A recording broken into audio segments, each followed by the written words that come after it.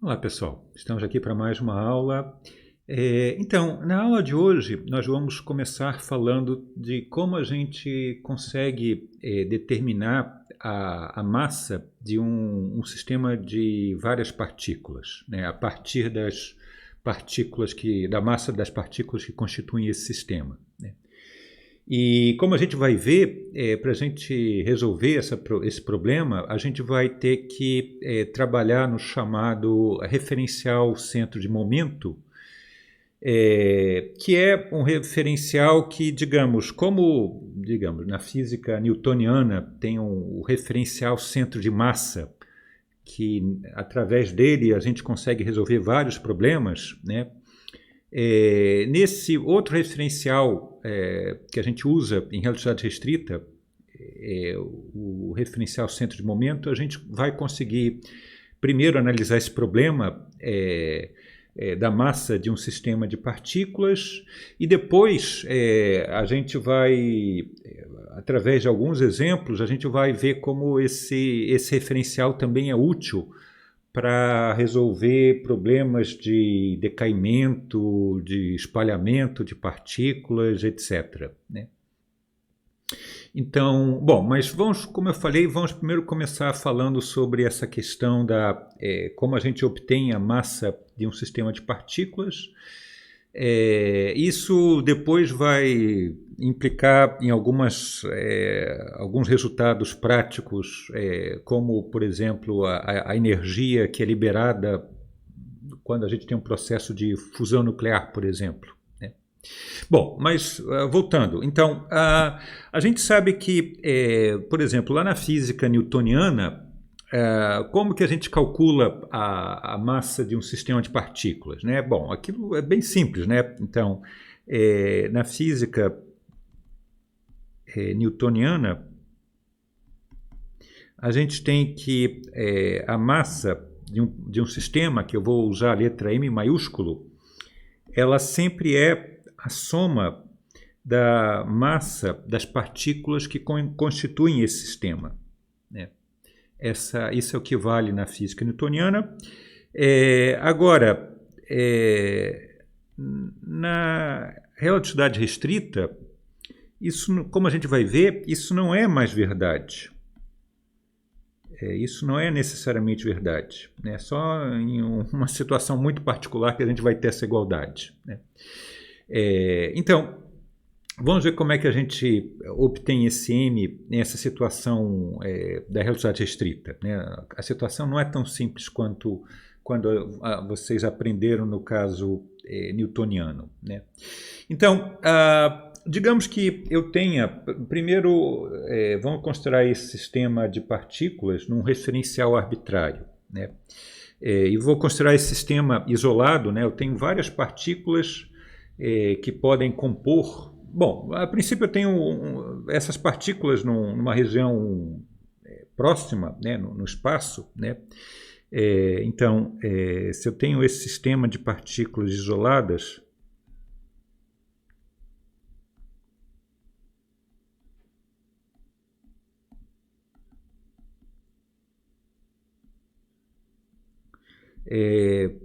num referencial arbitrário,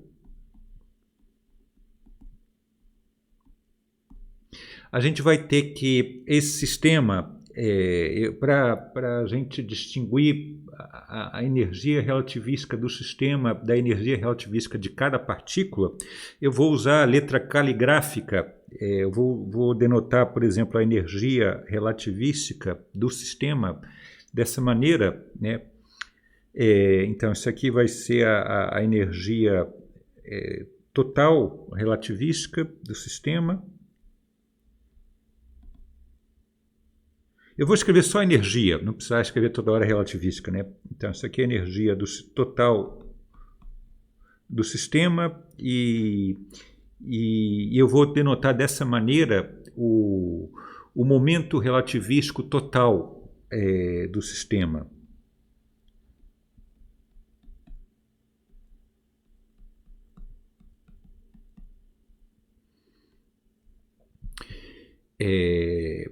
E aí a gente vai ter que, consequentemente, quer dizer, a gente já viu que isso aí devem ser componentes de um quadrimomento, aí no caso vai ser o quadrimomento total do sistema, né? Então, o quadrimomento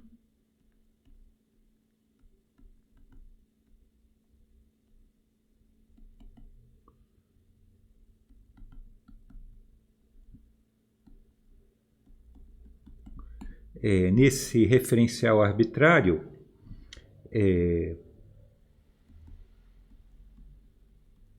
ele vai ter como componentes, eu vou colocar um P maiúsculo para a gente colocar um P assim bem grande, né? Para que isso denote o quadrimomento do sistema, né? Quer dizer, a componente zero vai ter que ser essa energia total dividido por C, e a parte espacial vai ser o momento relativístico total do sistema. Tá? Bom, isso aqui é num sistema arbitrário, né? E agora, vamos fazer uma comparação com o caso de quando a gente tem uma única partícula, né? No caso de quando a gente tem uma partícula, no sistema de repouso, o quadrimomento dessa partícula no sistema de repouso, ele é caracterizado de qual maneira? Obviamente, no sistema de repouso, a partícula está parada, né? E aí, nesse referencial, como ela está parada, o momento relativístico dela é zero, né?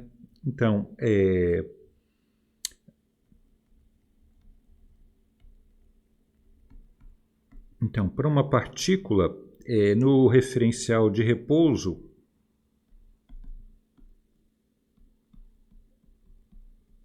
a gente caracteriza ele como sendo o referencial onde o momento relativístico dessa partícula é zero, né? Então, a gente, passando da situação de uma única partícula para um sistema de partículas, a gente vai definir esse chamado referencial de centro de momento, que seria uma espécie de análogo do referencial de repouso aqui para uma partícula, como sendo aquele em que o momento total, o momento relativístico total do sistema é zero, né? Então, para um sistema de partículas, o que a gente define como o referencial centro de momento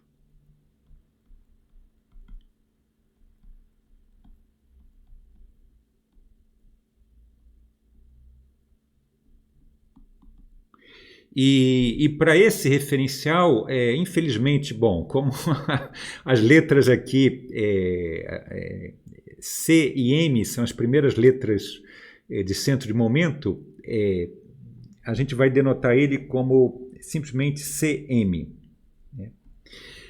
Que é também a maneira como a gente denota o referencial centro de massa, né?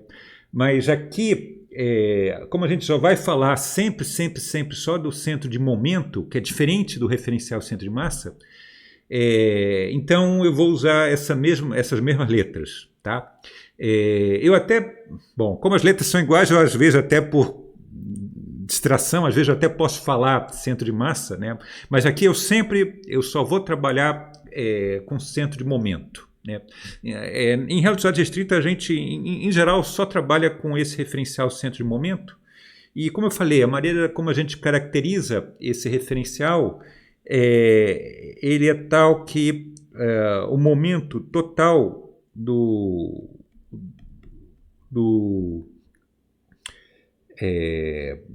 sistema nesse referencial é zero, né? Então, como isso aqui é o momento visto nesse referencial, então vou colocar aqui um CM, porque é o momento nesse referencial, né? E aí a gente vai ter o seguinte, portanto, nesse referencial, centro de momento, o que vai acontecer? Esse quadrimomento ele vai ter a seguinte forma, né? Então, em geral, vou sempre colocar esse subíndex CM para ficar claro que eu estou trabalhando nesse referencial. Esses resultados são particulares para esse referencial centro de momento, né? Então, a princípio, ele vai ter uma energia total dividido por C, e isso aqui vai ser zero, né? Pela definição desse referencial.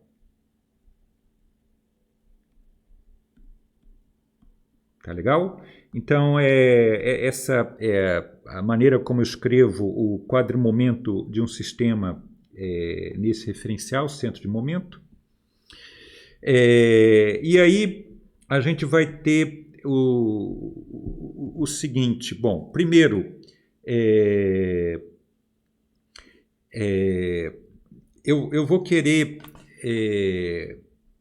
digamos, a partir desse referencial que ele tem, digamos, essa energia daqui total do sistema e esse trimomento relativístico, eu vou querer ver primeiro como que eu passo desse referencial para o referencial que a gente vai chamar de laboratório, que é o referencial onde a gente vê o referencial centro de momento em movimento, né?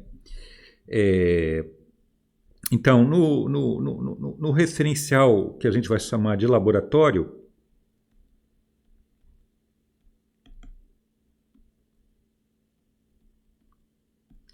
e eu vou querer passar do referencial centro de momento para o referencial do laboratório, de tal maneira que, digamos, eu tenho esse referencial centro de momento, e esse referencial centro de momento com relação ao referencial do laboratório, ele vai ter uma velocidade, toda ela na direção x, tá? Então eu vou querer passar para esse referencial do laboratório, onde o centro de momento tem uma velocidade que eu vou chamar VCM, com relação ao laboratório na direção x. Tem uma velocidade VCM com relação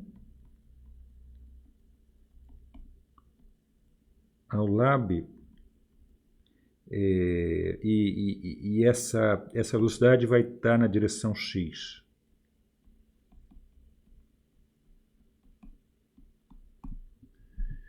Tá? E bom, como é que a gente faz a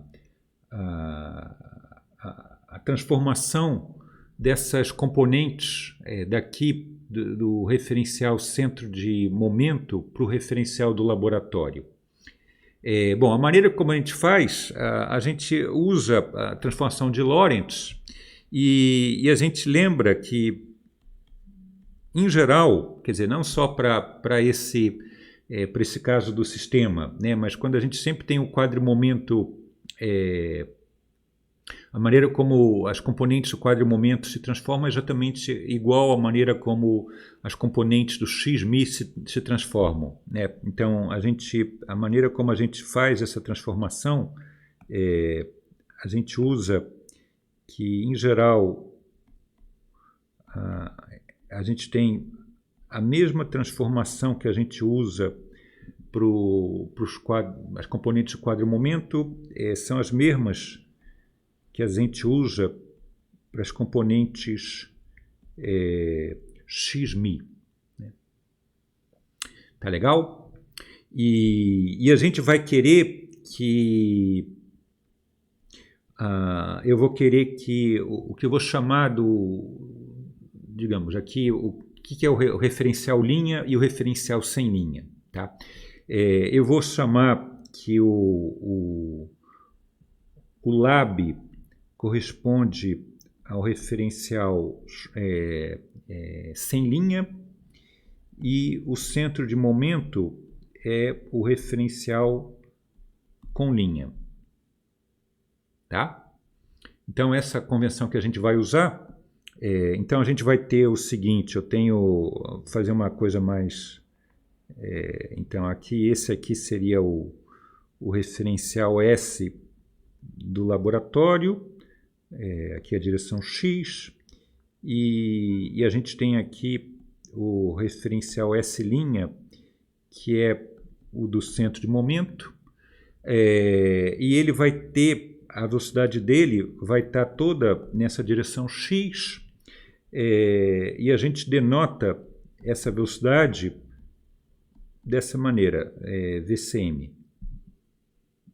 Tá legal? Então é isso que a gente vai ter. Agora, lembrando, vamos só lembrar como é que essas componentes do quadrimomento vão se transformar. Como eu falei, é igual às coordenadas xmi, então a gente vai ter, digamos, a componente zero do quadrimomento é o E sobre C, e a maneira como ele vai se transformar vai ser igual ao x0. Né? Então, é só lembrar como que o x0 transforma, e a gente faz a mesma coisa aqui. Né?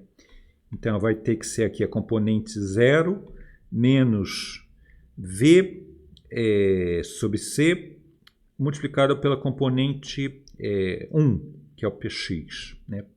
Então, o Px como ele vai se transformar como a componente x1, né? Então ele vai se transformar dessa maneira. Quando você tem uma transformação na direção x, né?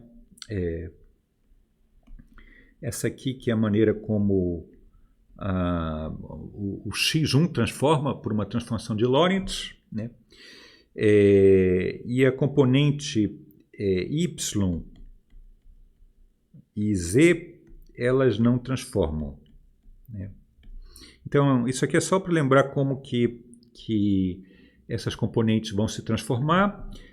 Agora, se a gente pode aqui simplificar, eu tenho esse C aqui dos dois lados, eu posso sumir com esse C dos dois lados.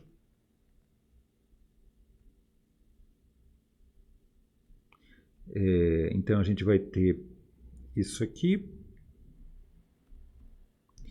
E bom, aqui eu posso juntar esse C com C, vai ficar um C quadrado. Então a gente vai ter aqui o seguinte, aqui vai ser um C quadrado. Então essa maneira como essas componentes se transformam quando a gente passa do referencial sem linha para o referencial com linha. Né? Mas aqui eu quero fazer o contrário. Né? Eu falei que eu quero passar do centro de massa, centro de momento, que tem essas componentes, para o lab. Né? Então eu quero passar do referencial linha para o referencial sem linha. Né? Então eu quero fazer a transformação inversa dessa aqui. Né? E aí a gente já falou antes, eu poderia até aqui rearrumar essas equações, né? Mas quando a gente faz a transformação inversa, fisicamente, se você, ao invés de estar, digamos, aqui no lab, ao invés de você estar pensando, você é uma pessoa que está aqui vendo esse referencial indo para a direita, você pode estar aqui e aí você veria esse referencial indo com a velocidade no sentido negativo. Né? Então, a maneira como a gente faz a transformação inversa, basicamente, é mudando o sinal do V. Então, a gente vai ter que o E vai ser gama, E', e a gente muda o sinal da velocidade, então aqui vai aparecer mais P'X. Depois para o P, a gente faz a mesma coisa. Né? A gente, na transformação inversa, vai ser igual ao caso que eu escrevi agora do lado esquerdo, mas só mudando o sinal da velocidade e trocando o linha pelo sem linha. Né? Bom, para as componentes y e z, isso é trivial. né, essa transformação. Então, essa daqui, opa,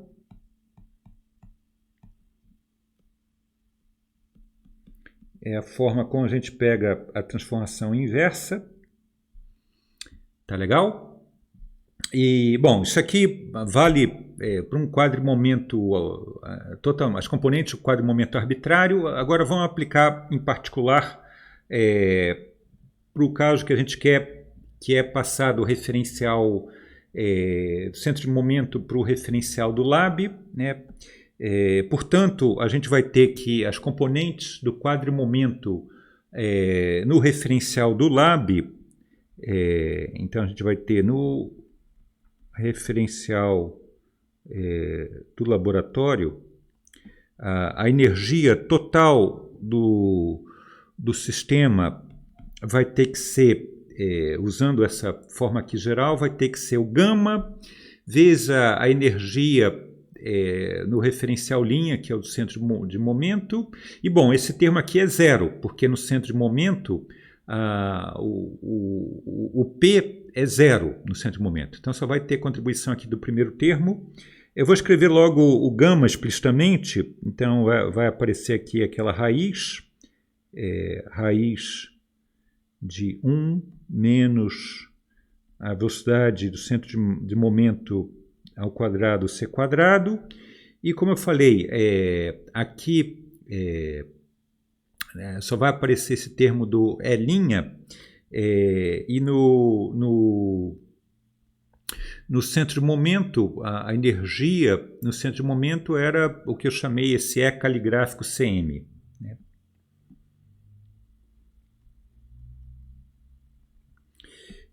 Agora, depois as componentes do momento do sistema, então a componente x vai ser o gama multiplicado pela componente do P no referencial centro de momento. Isso aqui é zero. Né? Depois vai ter o gama que multiplica isso aqui. Né? Então, mais uma vez, colocando gama explicitamente, eu vou ter isso aqui.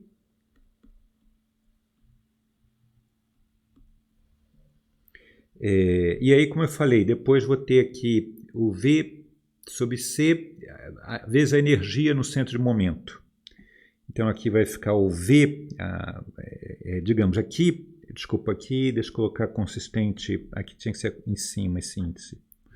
Vamos colocar esse índice, que a gente está considerando tudo o índice em cima. Né? Então, vai ter que ser a componente x da velocidade do centro de momento sobre C. E depois eu vou ter aqui a energia no centro de momento. Né? E, desculpa, aqui tinha que ser C quadrado. Eu esqueci do quadrado aqui. Tá legal? Então aqui também tem um quadrado que eu esqueci aqui, desculpa. Em geral, como eu sempre trabalho com C igual a 1, vai ser comum, vez por outra, eu ficar acabando esquecendo de alguns fatores de C ou quadrado, porque em geral eu trabalho sempre com equações onde o C é igual a 1. Então, anyway. Depois, para a componente y, o que vai acontecer? Vai ter que ser igual à componente y do P no referencial centro de momento, isso aqui é zero, né? E aqui também isso aqui é zero, né? Porque no referencial centro de momento o P é zero. Né?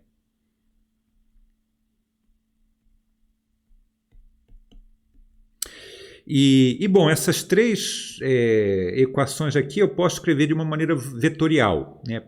Como a velocidade está toda ela na direção x, a gente pode escrever essas três, quer dizer, na direção y e z ela é zero e o p y e z também é zero. Né?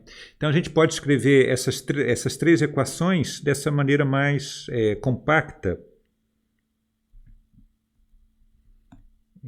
Que é isso que eu vou escrever. Né?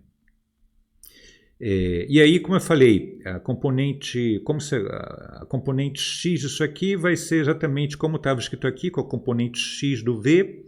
Para a componente Y, como a componente Y dessa velocidade é zero, vai me dar isso aqui. E também para a componente Z, como a componente Z disso aqui é zero, vai me dar essa equação, né? Então, isso aqui é equivalente àquelas equações que eu escrevi agora há pouco, as componentes do P, né? Então, essa aqui é a forma da energia e do momento total do sistema, né? E agora lembra que isso no referencial do laboratório, né? Onde o sistema como um todo, eu vejo o sistema como um todo se movendo, o referencial centro de momento se movendo com relação a esse referencial do laboratório. Agora lembra que quando a gente falou, quando a gente calculou lá, quando a gente obteve o valor da energia e do momento relativístico de um objeto em movimento com uma massa de repouso m, a gente falou que qual que era o valor dessas quantidades na situação mais geral onde esse objeto estava em movimento, né? Então a gente viu que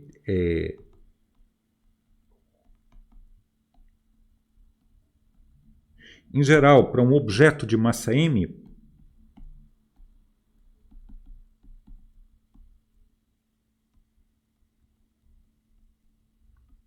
vamos escrever M maiúsculo, em movimento,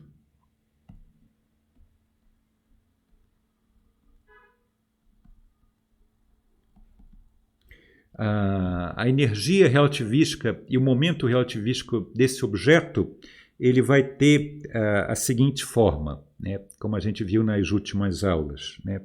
A gente viu que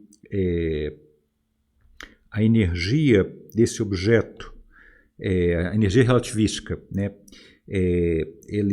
Ela era a massa desse objeto c quadrado dividido por raiz de 1 menos v quadrado c quadrado, onde esse v é a velocidade que eu vi esse objeto em movimento, e o momento relativístico desse objeto era a massa desse objeto vezes a velocidade que esse objeto se move, dividido por 1 menos v quadrado c quadrado. E quando a gente obteve esse resultado, digamos, eu falei que a gente tinha esse objeto de massa m, eu posso pensar esse objeto como sendo uma caixa preta, né? Bom, essa caixa preta, não importa se tem coisa dentro dela ou se não tem coisa dentro dela, né? Esse m é o que a gente, quer dizer, esse número que aparece aqui, que a gente chamou de m, que era o que a gente chamou da massa de repouso desse objeto, isso vale em geral, independente se esse objeto é uma caixa de sapato vazia ou dentro dele tem o sapato ou qualquer coisa dentro dele, né? Então, comparando esse resultado aqui, que vale para qualquer objeto de massa m, com essa equação daqui, que a gente escreveu agora há pouco, a gente pode identificar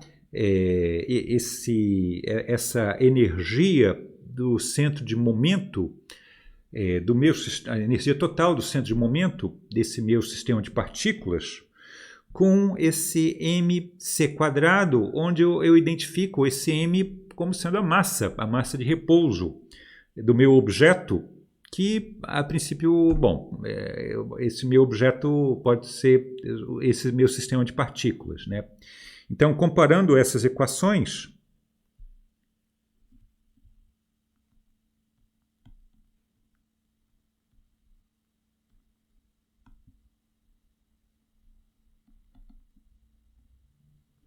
obtemos que a massa do sistema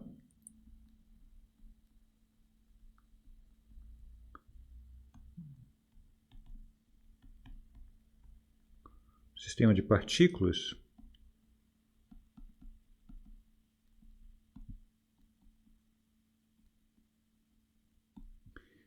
vai ser o quê? Como eu falei, esse mc² vai ser igual à energia total do sistema visto no referencial centro de momento, né? Então vai ser a energia total do sistema no referencial centro de momento dividido por c². Tá? Então é assim que a gente obtém o que a gente chama da massa do sistema. Tá legal? A princípio, digamos, voltando lá para o referencial centro de momento, o que é a energia? Imagina que eu estou nesse referencial centro de momento, ou em qualquer outro referencial, né, a energia total de um sistema. Como que a gente pode escrever essa energia total do sistema? Ela vai ser a soma de todas as energias, de todas as partículas, e além disso, essas partículas podem estar interagindo, então a gente pode ter uma contribuição de uma energia potencial de interação entre elas, né? Lembrando que quando eu falei da energia relativística e do momento relativístico, eu falei que aquelas expressões eram para o caso de uma partícula livre, né? Ou de um objeto livre, né? Mas se eu tenho vários objetos e esses objetos estão interagindo, a gente sabe que você pode ter uma energia extra, que é o que a gente chama da energia potencial, né? Pode ter uma energia potencial eletrostática, pode ter uma energia potencial gravitacional, alguma energia potencial associada à interação dessas partículas, né? Então, essa energia total no referencial do centro de momento, a princípio, vai ser a soma das energias relativísticas dessas partículas que compõem esse sistema, mais uma possível energia potencial de interação entre essas partículas nesse referencial, que eu vou denotar dessa maneira, né?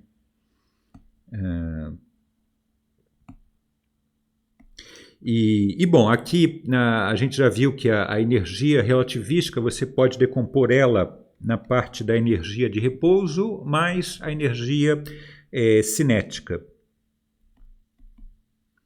Então, eu vou ter a parte da energia de repouso, que é a massa de cada partícula multiplicada por c², e depois vou ter a parte da energia cinética vista nesse referencial centro de momento.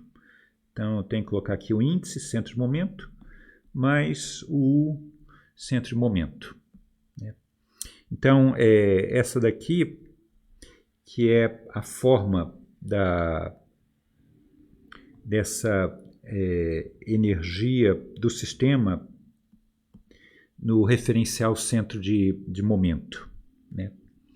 E aí, portanto, a gente vai ter que o meu m é só substituir essa expressão aqui, quer dizer, é basicamente isso aqui dividido por c², né? Então a massa do meu sistema vai ser a soma das massas, dividindo, como eu falei, tudo por c², né? Vai ser a soma das massas das partículas mais 1 sobre c² da soma das energias cinéticas das partículas vista no referencial centro de momento, mais 1 sobre c da energia de interação das partículas nesse referencial centro de momento, né? Então essa aqui é a forma da energia do sistema. Então aqui você vê explicitamente que não é como no caso newtoniano, né? Eu tenho esses dois termos extras, né? No caso newtoniano, a soma, o m só tem esse primeiro termo, né? No caso relativístico, eu tenho mais essas outras duas contribuições aqui para a massa total do sistema. Tá legal? Bom, antes eu vou analisar isso aqui para a situação com e sem interação, mas antes disso, deixa eu só falar uma observação rápida, só aproveitando essas equações que a gente obteve. Então, dessas equações aqui, essas duas equações, lembra que quando vocês lá na mecânica, quando vocês falavam lá do sistema do referencial centro de massa, algumas vezes era útil você encontrar a velocidade do centro de massa com relação ao referencial do laboratório, né? Então, vamos ver como é que a gente faz isso a partir dessas duas expressões, né? Então, combinando essas equações, então vamos chamar tudo isso aqui das equações estrela, né? Então, daquelas equações, a gente pode fazer o seguinte: eu posso primeiro reescrever isso aqui é o momento total nesse referencial centro no referencial do laboratório, e você vê que essa combinação aqui do E dividido por essa raiz, essa combinação do E dividido por essa raiz é justamente o que aparece aqui em cima, e isso aqui é a energia total no referencial do laboratório. Então, essa expressão daqui eu vou poder escrever como o momento total no laboratório. Isso aqui é a energia total no laboratório vezes esse termo aqui da velocidade por c quadrado. Então, a gente tem essa relação. Então, vai ficar aqui o E sobre c quadrado vezes o V do centro de momento.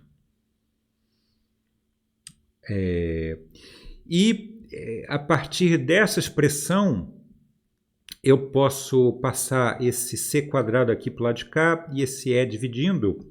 E então, daqui, eu também posso reescrever essa expressão dessa outra maneira.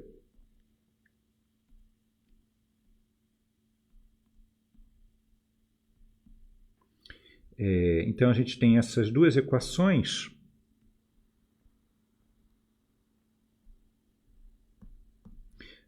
Onde o E é a energia total do sistema no laboratório.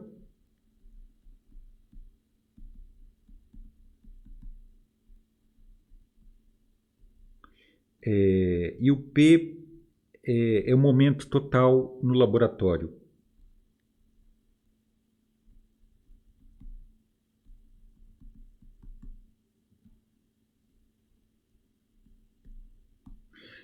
Então, por exemplo, a partir daqui eu posso encontrar qual é a velocidade do referencial centro de momento, sabendo esse E e P no referencial do laboratório. Tá? Bom, isso aqui é só uma relação que eu queria pegar, só aproveitando aquelas equações que eu escrevi. Agora, voltando lá para a nossa expressão da massa, essa expressão daqui... por sinal, agora estou vendo, eu esqueci de um quadrado aqui. Novamente, aqui é c quadrado. Tá legal? Aqui faltou um quadrado. É por isso que, em geral, nós em teorias de campo, gravitação, a gente sempre coloca o c igual a 1, para não ter esse problema de ficar faltando esses fatores de c. Tá? Então, como eu estava falando, vamos agora analisar em detalhe essa equação aqui da massa, e a gente vai ver duas situações diferentes, a situação com interação e sem interação. E a gente vai ver algumas consequências bastante interessantes dessa equação, né? Então, a gente pode ter... e por sinal, vamos chamar essa equação aqui deixa eu chamar isso aqui da equação 2 estrelas. Tá? 2 estrelas aqui para essa equação. Então, a partir dessa equação, a gente pode ter, como eu falei, duas situações distintas. Uma é quando a gente não tem interação, né? Isso corresponde ao caso quando U é zero, né? Nessa situação, bom, aquele último termo vai ser zero, né? E aí a massa do sistema vai ser a soma desses dois termos. E você vê que mesmo nessa situação sem interação, você vê que a massa do sistema ela não é igual à soma da massa das partículas constituintes, né? Você tem esse termo extra, né? Quer dizer, em geral, mesmo no caso sem interação, a massa do sistema vai ser maior ou igual à soma da massa das partículas que constituem o sistema, né? A igualdade você só vai ter quando elas estiverem paradas, né? Porque aí, nesse caso, a energia cinética relativística delas é zero, né? Então, só nessa situação que você teria igualdade. Se as partículas estivessem sem interação e todas elas paradas. Tá legal?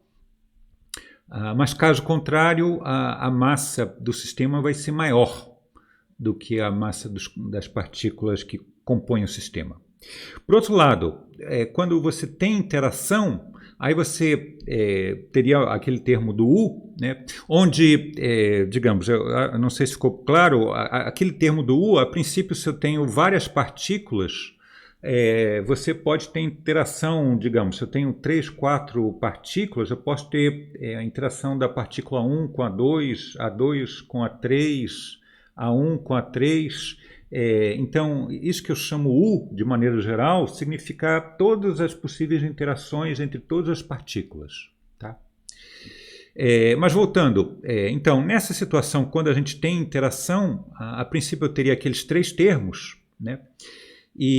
Mas, em geral, os casos que são mais interessantes, ou pelo menos o que eu vou analisar aqui, a gente vai considerar uma situação, digamos, um pouco mais simplificada, que é quando o módulo daquele termo do U é muito maior do que a soma das energias cinéticas das partículas, né? Então, nessa situação, a gente vai poder desprezar esse termo aqui, em comparação a esse termo. Tá? Então, se a gente usa essa aproximação, que de fato acontece em vários sistemas, né, que essa energia de interação é muito maior que a energia cinética das partículas, então a massa vai poder ser escrito como a soma desses dois termos, né? E agora, você pode ter, quando você tem interação, é uma situação um pouco mais complicada do que o caso sem interação, né? A princípio, essa energia de interação, como vocês possivelmente viram em alguns exemplos lá na, não sei, Física 1, Física 2, Física 3, onde vocês viram lá alguns exemplos mecânicos com energia potencial. A princípio, essa energia de interação ela pode ser positiva ou negativa, né? Dependendo da interação entre as partículas, né? E aí a gente tem que analisar os dois casos em separado, né? Você pode ter, primeiro, o caso quando esse U é maior que zero, né? Então, se o U é positivo, o que vai acontecer é que, bom, esse termo aqui vai ser positivo e, portanto, a massa do sistema vai ser maior do que a soma das massas das partículas, né? Sendo que, digamos, só uma pequena observação, a princípio, você poderia ter uma certa ambiguidade de somar uma constante nessa energia de interação, mas, digamos, o que a gente considera aqui é que no ponto, quando você tem as partículas na posição onde elas não interagem mais, nesse ponto você considera que esse U é zero. Né? Então, por exemplo, digamos que quando as partículas estão muito longe uma das outras, não tem mais nenhum tipo de interação, e aí você considera que nessa configuração das partículas muito longe, o U seria zero. Né? Então, voltando, se a gente tem esse U maior do que zero, necessariamente a massa do sistema vai ser maior do que a soma das massas das partículas. Por outro lado, se o U, se essa energia de interação é menor do que zero, dessa expressão aqui você vê que a massa do sistema seria menor do que a soma da massa das partículas que formam o sistema. Né? Mas, digamos, você vê que, de maneira geral, essas duas coisas são diferentes. A massa do sistema e a soma das massas das partículas. Né? Portanto, como, de maneira geral, essas duas coisas são diferentes, a gente define isso que eu vou chamar de ΔM como sendo essa diferença daqui, da soma das massas das partículas menos a massa do sistema. Tá? E esse ΔM, essa diferença daqui, a gente chama isso de defeito de massa. Tá legal? Bom, então, agora, digamos, de maneira geral, quando eu tenho um objeto, você pode pensar isso independente se ele é composto de algumas partículas ou não. Para um objeto com uma massa m, se eu tenho um objeto de massa m em repouso, para ele decair em algumas partículas, quando que ele vai poder fazer isso? Né? Nem sempre ele vai poder decair. Eu não posso decair um objeto com uma massa muito pequena, se ele está em repouso, em objetos com massa muito grande. Né? Isso por conservação de energia. Né? Então, como é que a gente pega a condição de quando a gente vai poder ou não ter algum decaimento? Né? Então, de maneira geral, a gente pega da seguinte maneira.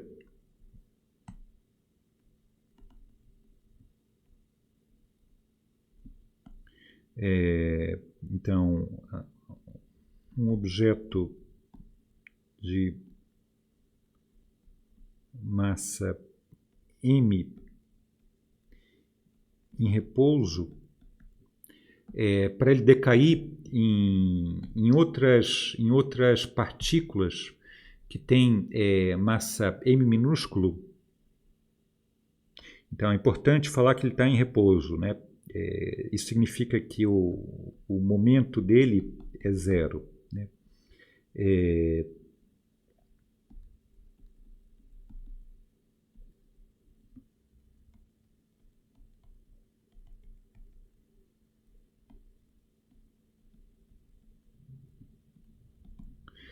A gente vai ter o seguinte: para acontecer isso, por conservação de energia, a gente, como sempre, eu tenho que ter que a minha energia inicial, a energia relativística inicial, tem que ser igual supondo isso aqui, obviamente, eu estou supondo um sistema que essa partícula está isolada, né? Tem que ser igual à energia depois, ou final, né? Vamos colocar final, que é o mais tradicional. Agora, a energia inicial, se essa minha partícula está em repouso, vai ser a energia de repouso da partícula, que é mc², e a energia final vai ser a soma das energias relativísticas dessa partícula, supondo que elas vão e viajam livremente para o infinito, né? Uma longe da outra, não precisa ir até o infinito, né? Mas uma longe da outra, então vai ser a soma das energias dela. E essa soma das energias dela vai, como sempre, vai ter a parte da energia de repouso mais a energia cinética de cada uma delas, né? Então vai ser a soma das energias de repouso mais a soma das energias cinéticas, né?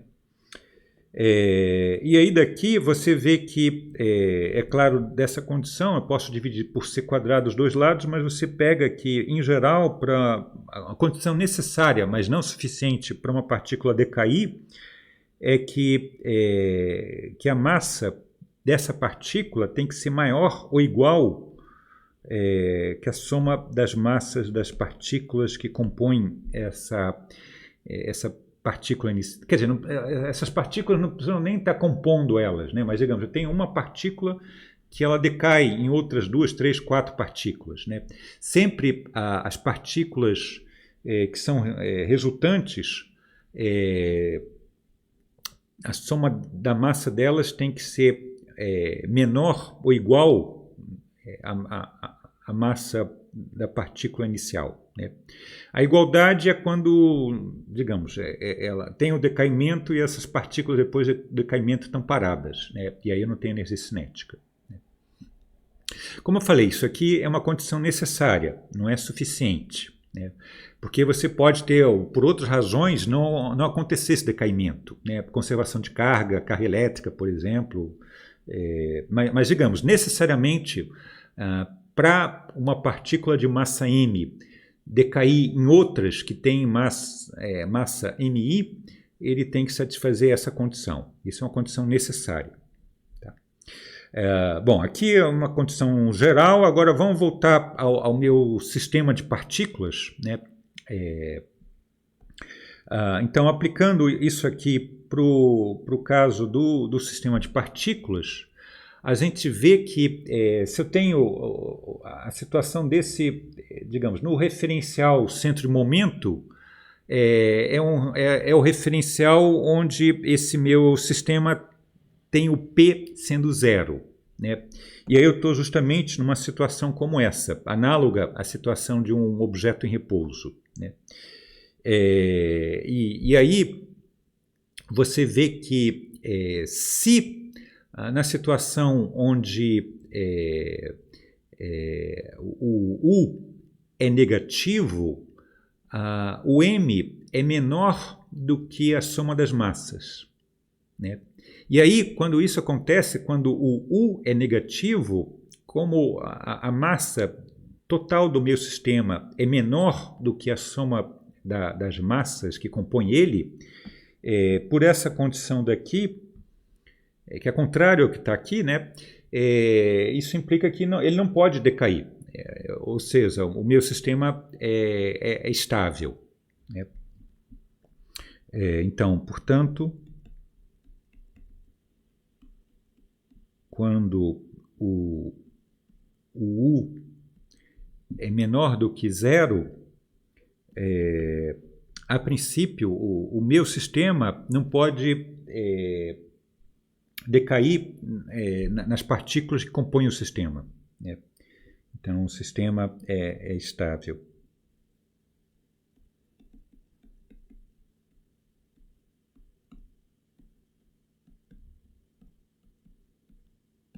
Isso não implica que se o U é positivo, necessariamente ele é instável, né? Como eu falei, isso aqui é uma condição necessária, mas não suficiente. Então pode ter outras condições que impedem o decaimento, né? Como conservação de alguma carga, né?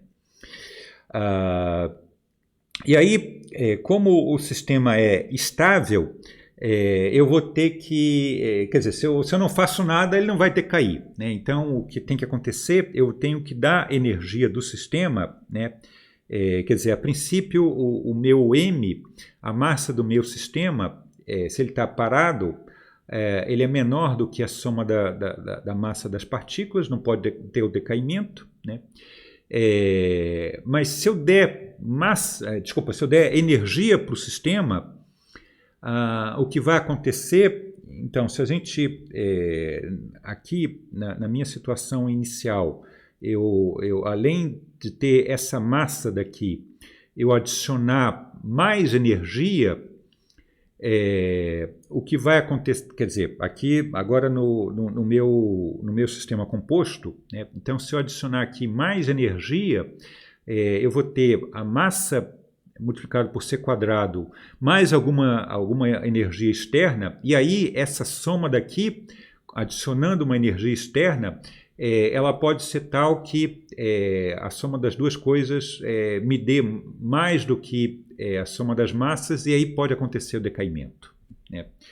Porque necessariamente para acontecer o decaimento, você vai ter que ter, o teu sistema vai, dando uma energia externa, você tem que ter uma energia total que pelo menos você possa ter essas partículas livres, igual a soma das energias de repouso dessas partículas livres, né? Então, nessa situação daqui, quando o U é menor do que zero, a gente, para ele decair,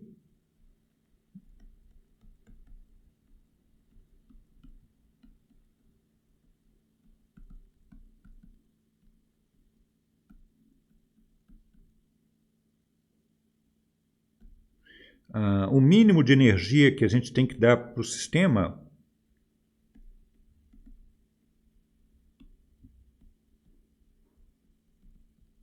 eu vou chamar esse mínimo de energia de ΔE.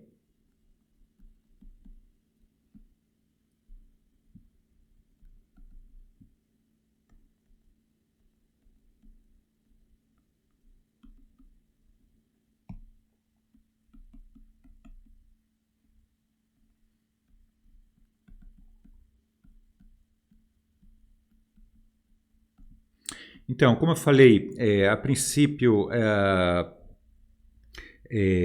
eu vou ter lá o mc quadrado, que é a energia de repouso do meu sistema, né? E aí eu adiciono um ΔE, uma energia adicional, e essa soma aqui, depois eu quero que, isso aqui eu tenho o meu sistema parado, no referencial centro de momento, e eu adiciono um ΔE, e aí depois eu quero ter um decaimento, e a situação de energia mínima é ter o decaimento, e depois do decaimento essas partículas estão paradas, né? E aí, se depois do decaimento tem o decaimento e as partículas estão paradas, então eu vou ter que a energia depois do decaimento vai ser a soma das energias de repouso dessas partículas.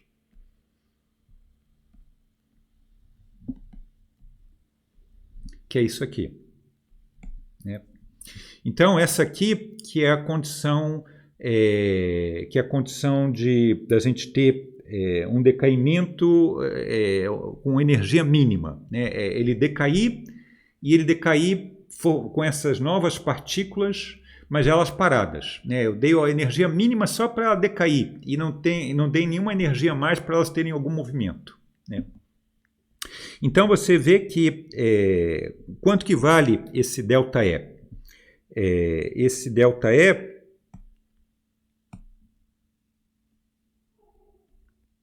é só passar esse termo aqui para o outro lado. Então, ΔE vai ser a soma de... Vou colocar o c quadrado em evidência.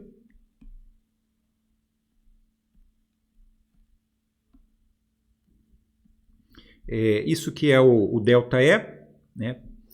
E a gente já viu que essa combinação, a diferença da soma da massa das partículas menos a massa do sistema, era justamente o que a gente chamou do ΔM, né? Aquele defeito de massa. Então, isso aqui é o ΔM.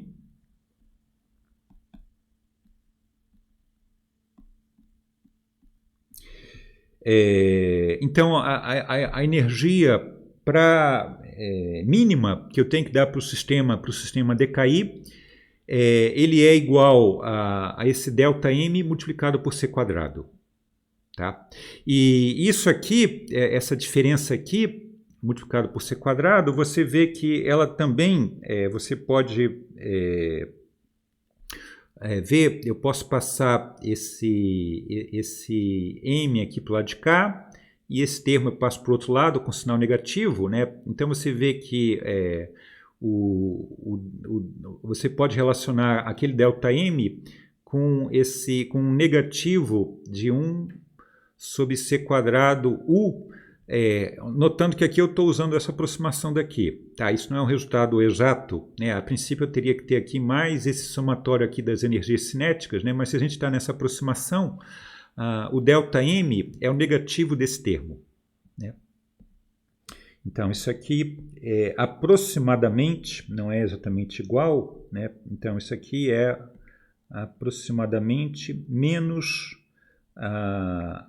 aquela energia de interação vista no referencial centro de momento, né? Bom, esse ΔE, essa energia mínima para eu separar as partículas, é o que a gente chama da energia de ligação, né? Então, ΔE é chamada de energia de ligação desse nosso sistema.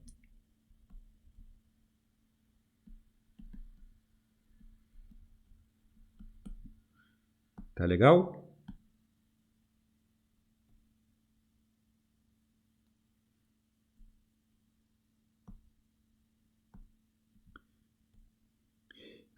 Agora, você pode pensar essa equação aqui, olhar ela de duas maneiras, né? Como eu falei, quando eu deduzi isso aqui, eu falei, eu tenho uma partícula de massa M maiúscula parada, e se a gente adiciona esse ΔE, isso aqui vai dar uma energia suficiente para eu ter partículas, as partículas que compõem o meu sistema, não mais interagindo, né, mas em repouso, depois, digamos, tendo decaimento e em repouso, né? Mas eu posso olhar essa igualdade no sentido oposto, posso olhar daqui para cá, né? Eu poderia pensar aquela equação olhada dessa maneira, né? Eu posso pensar que eu tenho inicialmente o meu sistema de partículas de massa MI.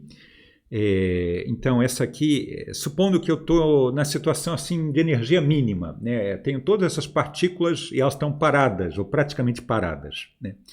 E aí, de repente, elas formam esse objeto composto, né? E aí, digamos, essa aqui seria a energia antes, quando elas estão separadas, com uma energia cinética desprezível, né? E aí eu junto elas, e aí depois de juntar elas, digamos, só usando exatamente essa minha relação que eu estou escrevendo aqui, a soma dessas energias aqui vai ter que ser mc² mais ΔE.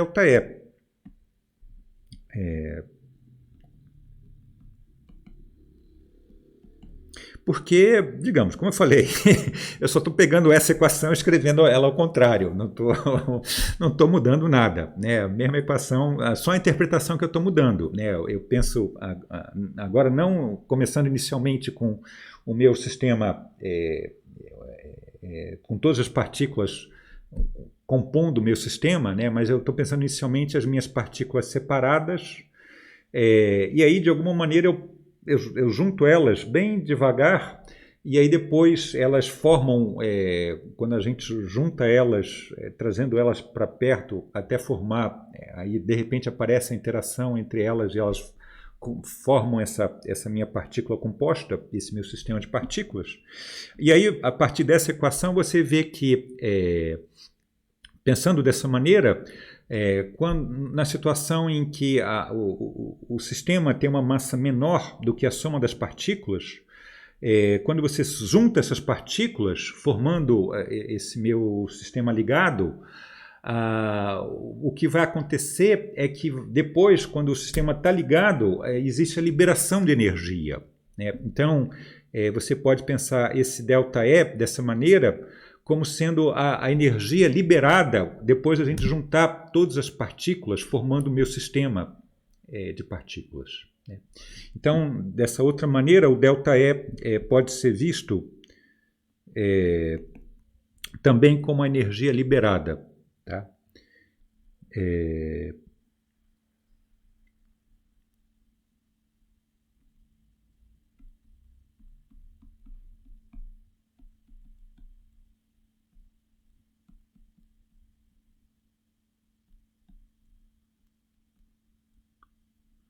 Energia liberada quando a gente junta as partículas.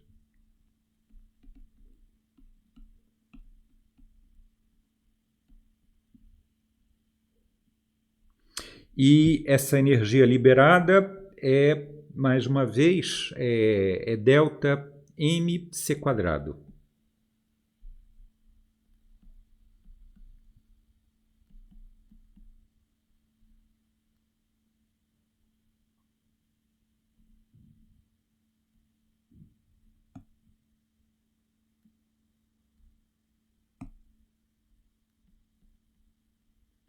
Quando as partículas formam um sistema ligado, digamos assim.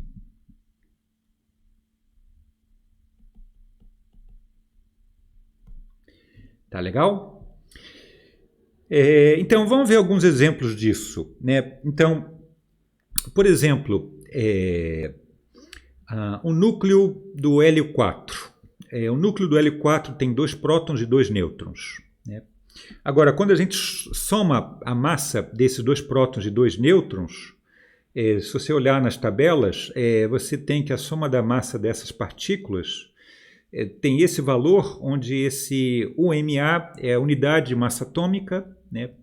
E, por outro lado, a massa do hélio 4 tem esse valor.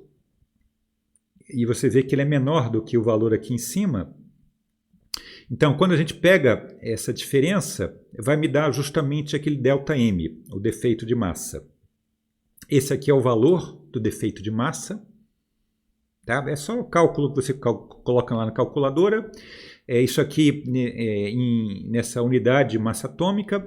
Quando você converte isso para quilos, isso aqui em quilos vai ter esse valor, né? E aí, se a gente joga... então, esse aqui esse defeito de massa, quando você tem aqui no caso do hélio 4, e aí, jogando nessa equação, você pode obter a energia de ligação, né? E aí, no caso, a energia de ligação, jogando aqui, você obtém isso aqui, para cada hélio 4 que é formado, a partir de 2 prótons e 2 nêutrons, você tem essa quantidade de energia liberada. Tá? E isso aqui, quer dizer, então, pictoricamente você tem isso. A princípio você tem lá 2 prótons e 2 nêutrons, e aí você, de alguma maneira, você junta isso, e o mínimo de energia liberado, quando você junta isso, depois de formar isso aqui, um L4, vai me dar essa energia. E essa energia, o que é isso? Quando você junta essas partículas, isso você está fundindo. Isso nada mais é do que o processo de fusão nuclear, né? E esse ΔE é a energia liberada nesse processo de fusão nuclear para cada hélio 4 que você forma, né? Então, essa é a energia que você libera nesse processo de fusão nuclear. É assim que ocorre a energia liberada na fusão nuclear, e é daqui que, não sei se vocês já repararam, né, esse ΔM sendo, desculpa, o ΔE sendo ΔMc quadrado, isso aqui é aquela famosa equação lá do Einstein, né? Aqui a única diferença que eu estou colocando aqui é um delta aqui na frente do E e do M, né?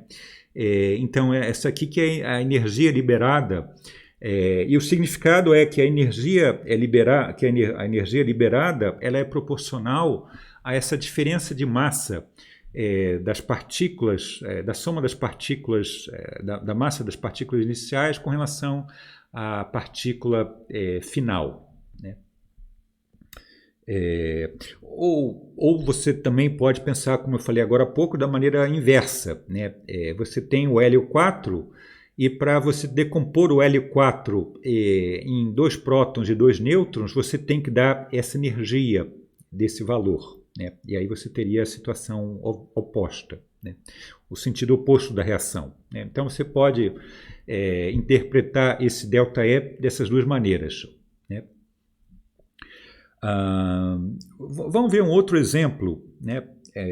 Um outro exemplo bem interessante lá no carbono 12, né?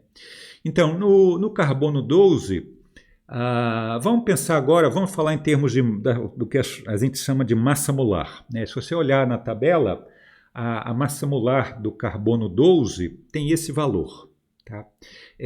Até antes de 2019 era 12 quilos por mol, né? Mas agora, como houve uma mudança lá das unidades, de várias unidades em 2019, em particular houve a mudança lá do mol, né? Então agora não é exatamente 12, é 11,9999, essa que é a massa molar do carbono 12, e isso significa o quê? Se você tem um mol de carbono 12, a massa dele vai ser 12 gramas, né? 11,9999, né?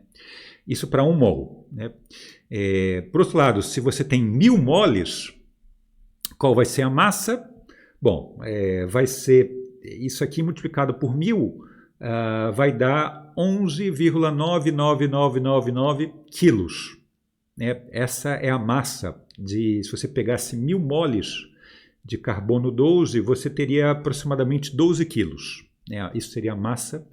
Agora, em 1000 moles de carbono, como um carbono tem 6 prótons, 6 nêutrons e 6 elétrons, então 1000 moles de carbono 12 vai ter 6.000 moles de prótons, de nêutrons e de elétrons. Agora, se você fizer a conta, pegar o valor da massa do próton, nêutron e do elétron, multiplicar por 6.000, você vai obter esse valor, né? E isso aqui é maior do que isso. E se você pegar a diferença, você vai ter essa diferença aqui. E aí, passando isso aqui de quilogramas para gramas, você vai ter a diferença da massa vai ser praticamente 100 gramas, né? Quer dizer, 1000 moles de carbono 12, a massa de 1000 moles de carbono 12 é 100 gramas menor do que as partículas que compõem o carbono 12. Tá? Então, você vê que, digamos, na física newtoniana, 1000 moles de carbono 12, se você simplesmente somasse todas as partículas que estão lá dentro, você deveria adicionar 100 gramas a mais, né? Quer dizer, você tem 100 gramas faltando por causa, digamos, nesse cálculo relativístico, né? Porque se você tivesse só a soma newtoniana, os 1000 moles de carbono 12 deveriam ter essa massa que está aqui, né, que é a soma da massa dos prótons, nêutrons e elétrons que compõem o carbono 12. Isso aqui que deveria, no cálculo newtoniano, isso aqui que deveria ser o valor da massa de 1000 moles de carbono 12. Né? Mas não é o que a gente observa, né? Faltam 100 gramas, né, em 12 quilos, é bastante coisa, né? Então você vê que essas 100 gramas que estão faltando é um resultado, digamos, relativístico, né? Então a gente tem que... está faltando uma página. A gente tem que...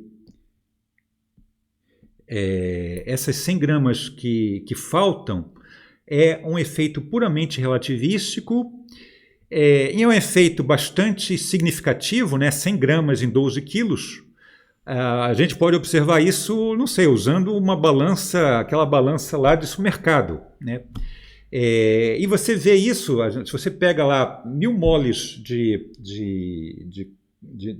carbono 12, bota numa balança de supermercado, você vê esse efeito relativístico para um objeto em repouso, né? Está lá em cima da balança parado, né? Então, ao contrário que muitas vezes se fala, os efeitos relativísticos, a relatividade só se aplica a objetos viajando a velocidade próxima da luz. Isso não é verdade. Você vê aqui claramente um objeto parado, a massa dele digamos, diferente do que você mede, é diferente do que é previsto na relatividade, na física newtoniana, né? Então você pode observar fenômenos relativísticos mesmo para objetos em repouso. E, como eu falei, usando uma balança de supermercado, para ser um equipamento super preciso, né? Tá legal? Bom, então, isso é o que eu queria falar sobre a questão da análise da massa de um sistema, né? Você viu como foi útil esse referencial do centro de momento. Agora, esse referencial do centro de momento ele também é útil para analisar, digamos, espalhamento ou decaimento de partículas. Então, para fazer isso, eu vou resolver alguns problemas aplicando esse referencial, né?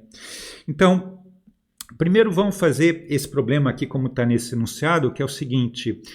Eu tenho, supõe que num referencial do laboratório, eu tenho um próton que colide em outro próton em repouso, e depois da colisão, eu quero que eu tenha 3 prótons e um antipróton. E aqui no problema ele pede para calcular qual que é a energia mínima para ocorrer esse tipo de processo, né? No referencial do laboratório, né?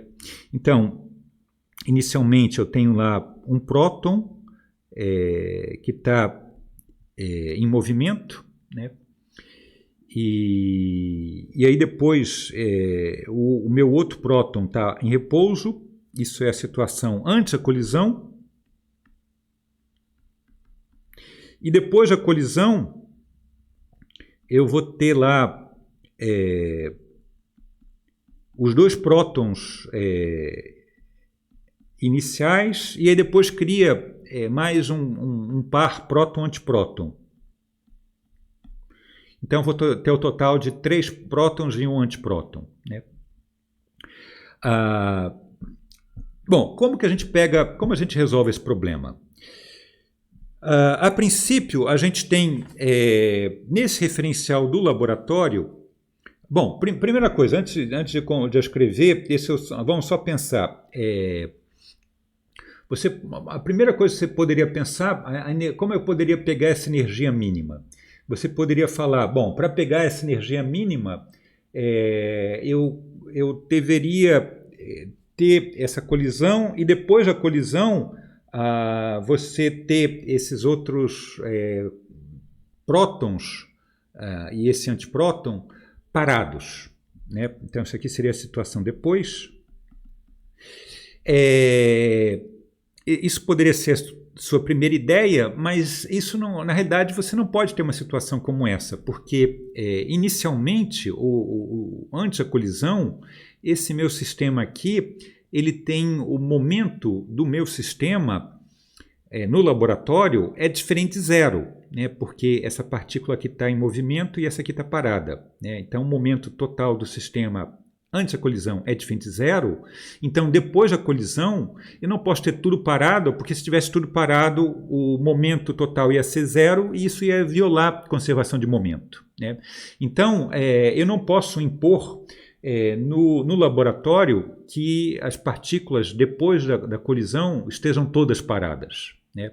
Eu só posso fazer isso no referencial centro de momento, que no referencial centro de momento, por definição, o momento total do sistema antes é zero, por definição do referencial centro de momento, e aí depois também vai ter que ser zero, né?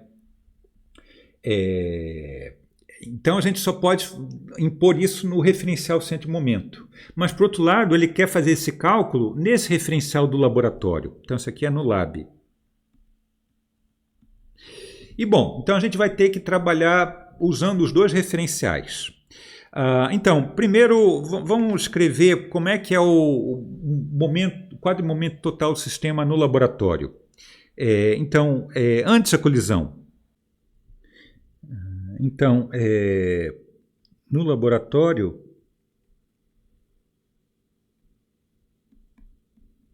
antes da colisão,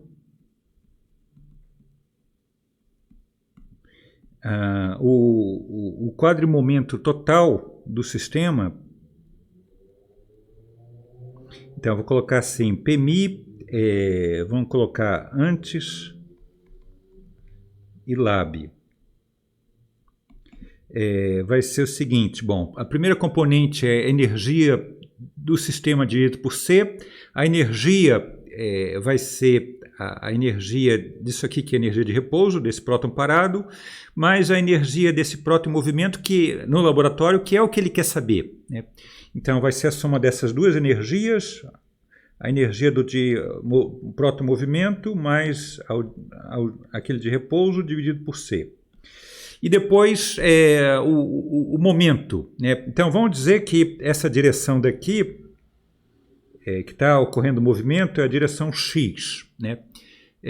O próton aqui tem um momento nessa direção, é na direção positiva e está todo ele na direção X, né?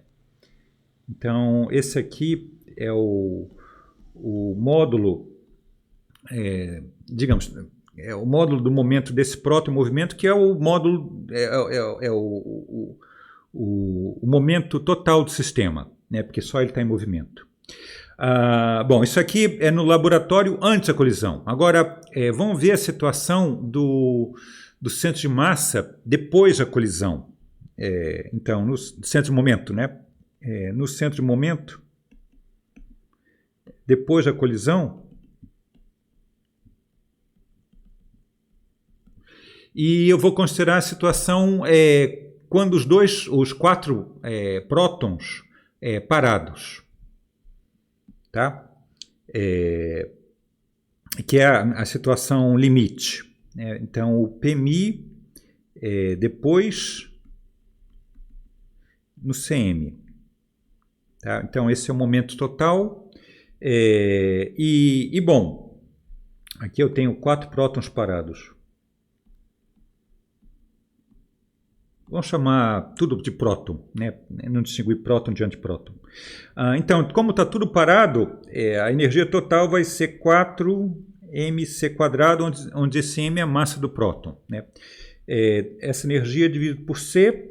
E, bom, como está tudo parado, o momento é zero, né? O momento total do sistema é zero. Bom, é claro que eu tenho esses momentos nos dois referenciais, antes e depois. Bom, aqui é o que acontece antes e aqui é o que acontece depois, né? Bom, eu não posso igualar essas duas coisas, né? Porque isso aqui é um momento que acontece num referencial, isso aqui em outro referencial, né? São coisas diferentes, né? Eu tenho que, digamos, no referencial do lab, vale a conservação do quadrimomento, quer dizer, desculpa, Aqui é antes.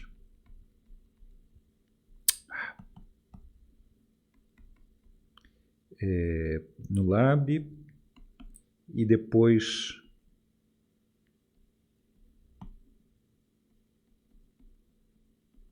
no lab. E vale uma coisa também igual a essa no centro de massa, né?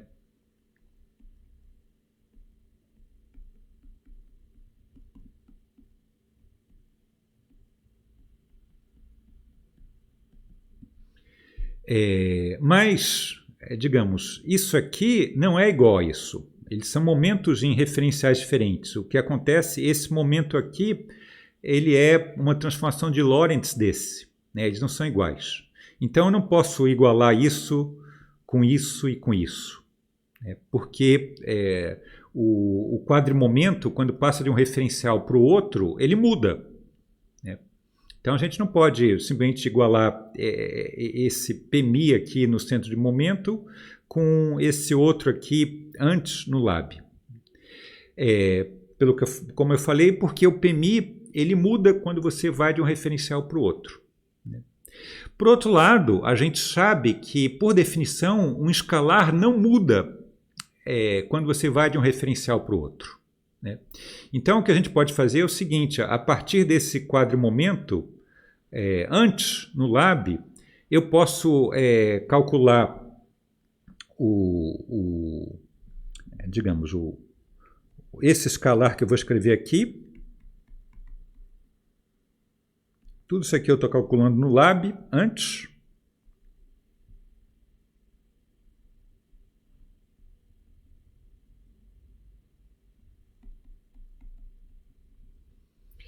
E por conservação de momento, isso aqui vale tanto para antes quanto para depois no lab. Então, eu poderia pegar aqui o PMI no lab depois, que vai ter que ser igual a isso por conservação de momento. E aí depois, usando o fato de que um escalar não muda quando você passa de um referencial para o outro, a gente teria aqui o PMI no lab depois, vai ter que ser igual ao PMI no centro de massa depois, pelo fato de um escalar não mudar quando você vai para de um referencial para o outro.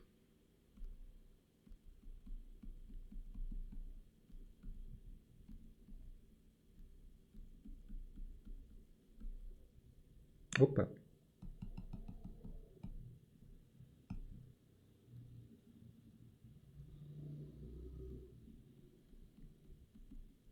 Tá legal? E aí a gente tem, eu sei quanto vale esse quadrimomento, sei quanto vale isso, então a gente é só calcular esses produtos escalares, né? Então, e a gente vai chegar a uma relação que é o que a gente vai obter, né? Então, quanto vale esse PMI antes no lab e PMI depois no centro de massa, centro de momento, né? Então, no lab, a gente tem o PMI, a gente sabe que é isso aqui ao quadrado, a componente 0 ao quadrado, menos isso ao quadrado. Então, vai ficar mais... Eu já vou colocar o separado aqui. Então, eu tinha aqui o c quadrado dividido por c, então vai ficar só o c aqui. Então, isso aqui é a componente 0 ao quadrado, menos a parte espacial ao quadrado. Isso é o PMI no lab antes. Agora, quanto que é o PMI no centro de massa depois? Vai ser isso aqui ao quadrado, onde aqui eu já posso simplificar isso aqui com isso aqui. Então, vai ser esse 4mc ao quadrado, que é 16m quadrado c quadrado.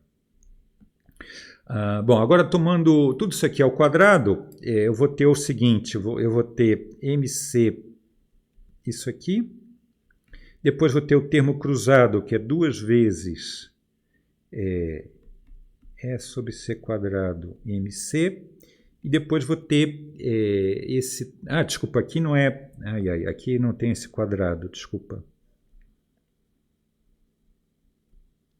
E depois vou ter esse termo aqui ao quadrado, né? Então, vou ter E quadrado C quadrado menos P quadrado igual a 16 M2C2. Lembrando que esse M é a massa do próton, né? Agora, essa combinação aqui, você lembra, isso aqui é a energia daquele próton em movimento lá no referencial do lab. Isso aqui é o momento também do próton em movimento, né?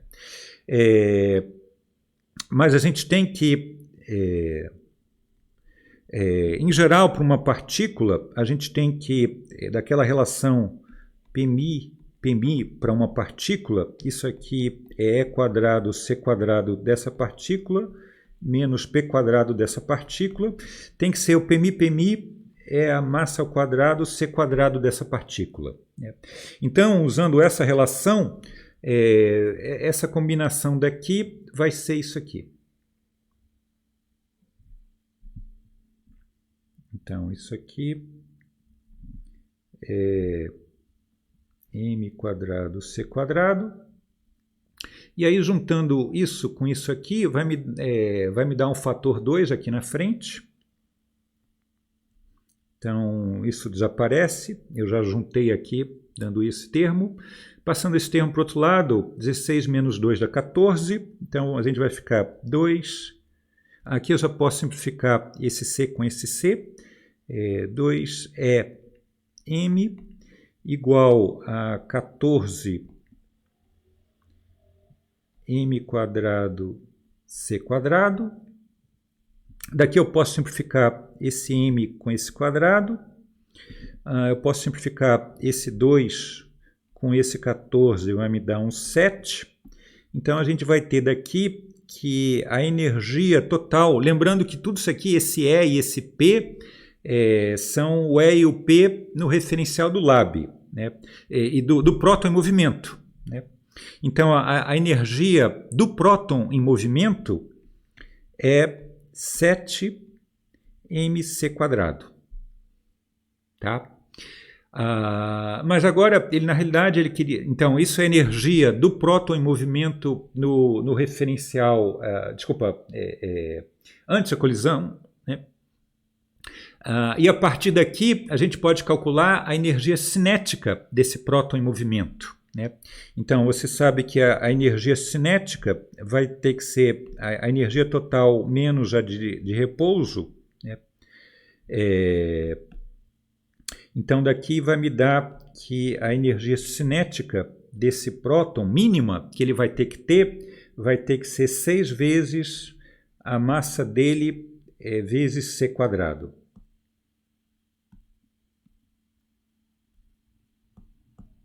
Ok?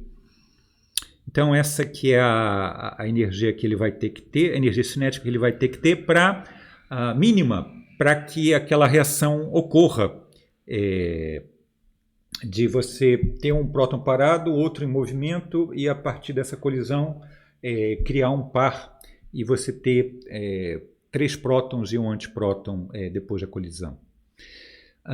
Bom, o meu tempo está um pouco curto. Eu ia fazer mais um exercício, mas... Bom, eu vou deixar para a próxima aula mais um exercício usando esse referencial centro de momento. A gente deixa isso para a próxima aula, tá legal? Então, a gente para por aqui e próxima aula a gente continua... Bom, a gente vai começar a falar sobre a quadriforça e a gente depois vai fazer mais alguns exercícios. Então tá, bom. Então nos vemos lá na próxima aula. Até mais, então.